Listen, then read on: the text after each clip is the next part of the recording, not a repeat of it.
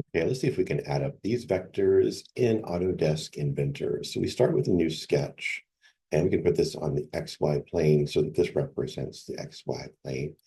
And for vector A, we can put it at an angle of negative 53 degrees, like this right here. And we want it to be 10 units long. That actually says 10 inches. That means that what we need to do is go back and make a new sketch and make sure I select inches rather than millimeters. So there that is. And we go to Start Sketch, back to this plane. Now we're going to go down and to the right for a negative angle. So go here, and then I'm going to type in the magnitude, which is 10, and hit Enter. Now, what we can do here is come back and bring this into view, maybe even a little bit more so. And then what we want to do is make an angle with respect to the x-axis. So we're going to assume that all of these angles are with respect to the x-axis. Let's see if it'll let us do that to right there. And it doesn't look like that. So what we need to do is make a reference line.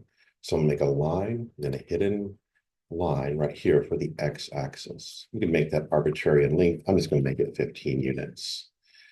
And hopefully it made it a dotted line. It did. That's good. So here's our first vector from there to there. We're going to type in a value of 53. So that makes it negative 53 because it's below the x-axis. And so we can pull this one off to the side a little bit so we can see that. That is magnitude and direction of that vector. Then we're going to start a new vector at this point. So we need another horizontal line to represent the x-axis because we're going to make a new axis at the tip of this one. So we call this a tip to tail method. I can't tell if that's horizontal, so I'm going to click on it and say horizontal to make sure. This is called the tip to tail method of adding vectors. So if you think about this having an arrow right there, that's the tail is here, the tip is here. And the next vector goes also down and to the right relative to that, a distance of 7 units or 7 inches. So we type in 7. And then we type in, or we measure rather, the angle between these two things. You can see I made an error right there. But we'll come back to that. We'll say 56 on this one. It's understood now to be negative 56. So these are slightly different angles in this case. Now this is a vector, so it really needs to be a solid line or a visible line rather than a hidden one. So we just change it like that if we make that mistake. I think there's also ways that you can change the colors of these if you wanted to, but let's just stick with seeing these visually. Now this one over here is going to go up and to the right 4 units. So we're going to go up and to the right like this. Now what we need to do probably though is represent an x-axis. So we're just going to put that there. Make sure it's horizontal. And it looks like it already was horizontal. And now we're going to go take this off so we can draw the real vector. And it's going to be more than 45 degrees. So there's 45, there's 70 something. And so then what we're going to do is, well, I forgot to do this one. So you kind of, you don't want to hit the midpoint. You want to hit right here.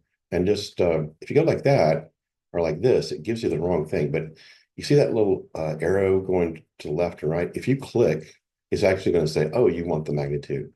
And so you hit 4 at this point. And let me come over here. Let's see, what are we going to do from this point? Probably, oh yeah, we need to do our resultant at this point.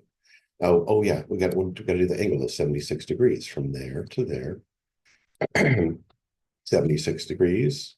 And these are just random vectors that we came up with here. And so the resultant starts where you started back over here, and it ends where you end. So this is going to be the resultant vector from here down to here. Let me pause the video and see if I can find a way to make these colorful. Okay, I couldn't easily find a way to change the color of just one, so we'll just stick with what we have here.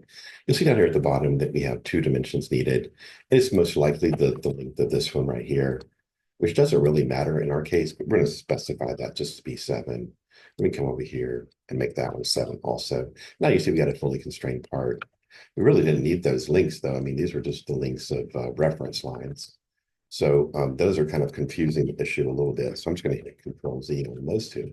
We really need to focus on the vectors that we have. Here's vector A, there's vector B, here's vector C. And if you look at the where the arrow would be, it would be on this end right here. It would be on this end here, and then this end right here.